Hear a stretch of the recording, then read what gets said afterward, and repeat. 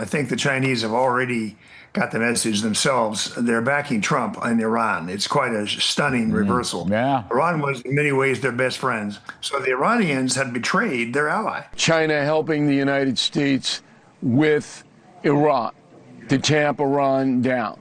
That's number one. But in return, the Chinese are going to want something, and that will center around Taiwan. Everybody keeps saying China is Iran's biggest ally. But what happens when Iran's war starts threatening China's oil? That's the part people are missing. China doesn't run on loyalty. China runs on energy, shipping lanes, and keeping its economy moving. And if Iran turns the Strait of Hormuz into a weapon, that doesn't just put pressure on America, it puts pressure on Beijing. And that seems like what has occurred. Iran, in their own level of, I don't know if it's honor, I don't know if it's selfishness, I don't know if it's just a series of bad decisions, has turned the Strait of Hormuz into a weaponized 21-mile stretch of water. And they really are out of control right now. So the real story here may not be Trump versus Iran. It may be that Iran just pushed so far back, even China is starting to back away. Michael Pillsbury, we're going to China, okay? We're going to go to China. 18 hours, whatever it was. I thought I left all that behind, but here we go again. All I'm saying is, regarding Iran, I want us to show maximum strength going into these Chinese talks. I don't want to wait. I don't want to give Iran anything, let them off the hook on any way, shape, or form. What do you think about this? I like your message, Larry. I think the Chinese have already got the message themselves. They're backing Trump and Iran. It's quite a stunning reversal. Iran was in many ways their best friends. They let President Trump post on Truth Social that they promised not to sell weapons to Iran, summoned the Iranians to this Pakistani negotiation, I think, as a favor to President Trump. So the Iranians had betrayed their ally. They recognize power when they see it. That seems to be the fact on multiple levels here in the Middle East. The Iranians have betrayed their allies. Think about it. They have launched missiles, ballistic missiles at the UAE, at Kuwait, at Iraq, at all of these neighboring countries. But yet they think that they still have an ally with China, even though that their actions are limiting China's economy. They are limiting China's ability to actually operate. And I think that is so relevant to the conversation that the president is going to have whenever he lands in Beijing this morning. And that happened just about, I want to say about 48 minutes ago. The president landed in Beijing for this first official visit since 2017. He's the last president to go there. And he went there with an agenda at that point, and it was trade. And I believe this morning, whenever he sits down to speak with Xi Jinping, the agenda is going to be trade. It is going to be how much of that world's trade and world economic ability, the world's commerce, is threatened by a country like Iran having control over the Strait of Hormuz. And I think what we're seeing in real time is a natural level of diplomatic negotiations. And Iran has yet to do that. They have yet to come to the table. Whenever they have replied to any deals sent to them by the president, it has been absurd. They want to be able to keep enriching uranium. They want to be able to keep control of the Strait of Hormuz. And that's off the table. That is something the president is not comfortable in allowing them to do. And I think by the timing of this meeting, the timing is perfect for the Trump administration and China to sit down and really talk things through. And you know you're out of options as a country when it comes to Iran when you're not at the table discussing your own country's destiny, discussing your own country's trade negotiations. You are a puppet, a mere puppet on the world stage. And I think China and the United States is just going to call up whoever they can get on the phone in Iran and just say, keep pumping oil, give us your uranium, and open up the Strait of Hormuz. And if you don't, there's going to be a real price to pay.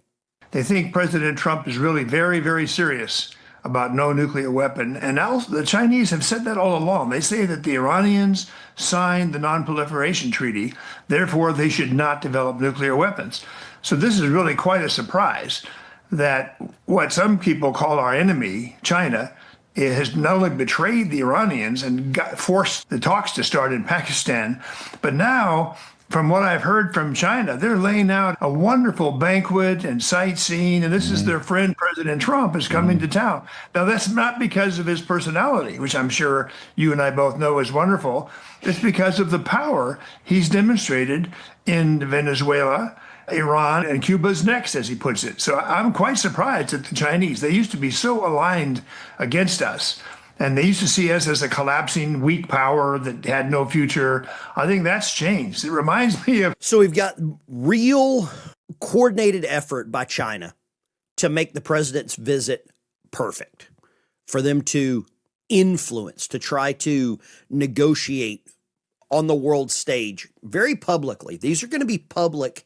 negotiations. I think the president is going to make sure of that so that the American people is aware of what they're getting. He took CEOs from multiple companies, including Elon Musk, Tim Cook, a lot of tech CEOs, because I believe also while the president is there, there very well could be a bargaining chip in here with Taiwan. And Taiwan is going to be discussed. The influence that the United States maintains with Taiwan from all of these chips, these microchips, NVIDIA, and all these processors. Very important right now because of the world's growth into AI. And a lot of those chips are produced there in Taiwan. I'm here, and I'm not really interested in the trivia of this. I did talk to the Chinese today. Your producers should have informed you of that. At noon Eastern What did the time. Chinese say to you? So I have some pretty good information. So number one, there will be discussions about China helping the United States with Iran to tamp Iran down. That's number one. But in return, the Chinese are going to want something, and that will center around Taiwan. Not a handover or anything like that, but maybe the beginning of a discussion about Taiwan. Do you like that trade? Yeah, I think it's good for us. 2049 is the 100th anniversary of the evil Mao Zedong's takeover of China.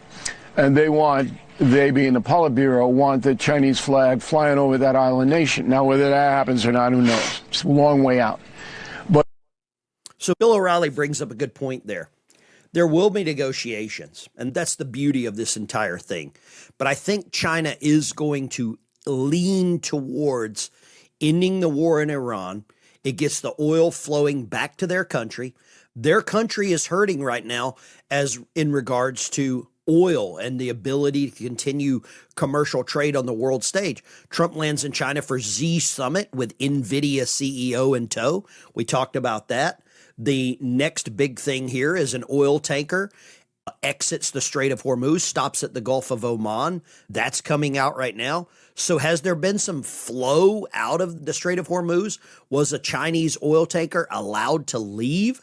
Do you think Donald Trump sort of threw them a lifeline, gave them what I would say like a token of goodwill by doing this? It very well could be. This guy is the art of the deal. Overnight, Saudi Arabia has launched more attacks in Iran, which is another giant oil producing nation, Saudi Arabia, a former ally of Iran. We have sold military equipment and aircraft to Saudi Arabia, and now some of these Iranian allies, like China, like the UAE, are turning on them very publicly. China and the U.S. agree on opposing Hormuz tolls. That's something that has to be removed. This is not an international toll booth that Iran can control. And I think that is going to be very much part of the equation to prevent this ever happening going forward. And at the same time, removing Iran's ability to do this. Trump says he doesn't need China's help to end Iran's war, but wouldn't it be nice if you're talking to Iran's number one consumer, and you're filling them in on all of the back channels of information on how Iran is maybe leveraging what they have way too much, maybe charging China way too much. Maybe the president says, hey, look, we've got Venezuela down to the south of us. We know that you used to buy oil from Venezuela. What if you go back to buying oil from Venezuela and we help negotiate that? We help make that happen. Xi Jinping's, okay, I could see that. In exchange, you lower tariffs on what goods and service we have. We lower some of the other tariffs that we have put on your goods and services, and you allow some of these American companies to come to China to thrive. It's a win-win situation all the way around, but the one roadblock is the Strait of Hormuz. Do you think China will agree to some of that? Do you see some negotiating there? The art of the deal is going to come into play. And no one better than the guy that wrote the damn book. China's commodity imports show Hormuz impact as oil slides. Now, another thing is that American farmers are trying to get a deal set up with China for a 25 billion pounds of soybeans per year. They want a contract there. China runs on soy. You know that. Miso soup, edamame. And if we could get that to happen, America's commercial industry, commercial exports thrive. American farmers thrive. American taxpayers thrive. The economy thrives. That's another card that the president has to play right now. And I believe he's going to put them all on the table. And all of this is happening while Iran's neighbors continue to attack them. I don't know where this goes, but I don't think the president went there without an agenda. I don't think he went there with no real clear picture of where he wants to get and how he wants to get there. This is all laid out. He wouldn't have traveled that far with this much chaos happening in the Middle East without a real plan. This is the Ben Dykes Show. Thank you for watching. Not here for political outrage. I'm not here to be mad with you. I'm here to share with you my perspective on what's happening on the world stage that makes its way down to the kitchen table and to your wallet. Thank you for tuning in. I'll see you in the next one.